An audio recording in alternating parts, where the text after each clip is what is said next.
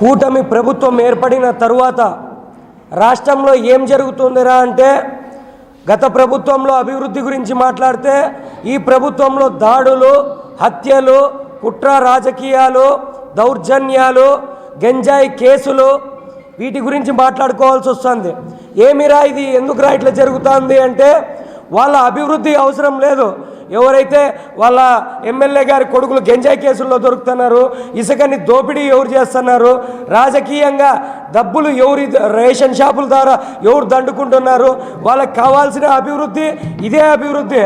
గతంలో వైఎస్ జగన్మోహన్ రెడ్డి గారు అనేక పథకాలు పెట్టి విద్యార్థుల యొక్క సంస్కరణలు, విద్యార్థులకి సంస్కరణలు చేసి మహాత్మా జ్యోతిరావు పులే గారి ఆశయాలతో, అంబేద్కర్ గారి ఆశయాలతో ముందుకు నడిచి ప్రభుత్వ విద్యా వ్యవస్థను బలోపేతం చేసి విద్యార్థుల పక్షాన మరో అంబేద్కర్ లాగా అతను విద్యా సంస్కరణలు అమలు చేస్తే ఈరోజు అటువంటి సంస్కరణలకి తూట్లు పొడిచే కార్యక్రమాలు చేస్తూ ఉంటే అటువంటి కార్యక్రమాలు ఏవి మా రాష్ట్ర అధ్యక్షుడు పానుగంటి చైతన్య గారు అయితేనేమి, మా రాష్ట్ర నాయకులు పోయి సంక్షేమ హాస్టళ్ల గురించి ధర్నా నిర్వహించడానికి పోతే శాంతియుతంగా అక్కడ కూడా వాళ్ళని అరెస్ట్ చేసే పర్వం కనిపిస్తుంది. ఇదే కమ్యూనిస్టు నాయకులు ఉద్యమాలు చేసేదానికి పోతే వాళ్ళని అరెస్ట్ చేసే కారణం ఇప్పుడు కనిపిస్తుంది.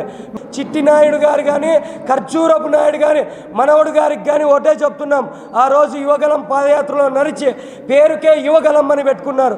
ఈరోజు యువతకు ఏం చేశారు మీరు? ఉద్యోగ కల్పన చేశారా? ఉద్యోగాలు గత ప్రభుత్వంలో ఇచ్చినటువంటి నోటిఫికేషన్ ఈరోజు మీరు పూర్తి చేస్తున్నారు. మేము ఒక నోటిఫికేషన్ ఇచ్చి మేము చేసాము అని కాలర్ ఎగరేసి చెప్పే సందర్భం ఎక్కడైనా ఉందా? ఎడన్నా కనిపిస్తే మా కాలర్ పట్టుకోండి, ఎడం కాలర్ పట్టుకోండి, కుడి కాలర్ పట్టుకోండి అని మైక్ పట్టుకొని దంపుడు ఉపన్యాసాలు ఇచ్చిన చరిత్ర మీది. ఈరోజు ఎడన్నా పట్టుకుందామని వస్తే మీరు పోలీసులతో ముందస్తు అరెస్టులు చేస్తున్న సందర్భం ఆంధ్రప్రదేశ్ రాష్ట్రంలో నెలకొనింది.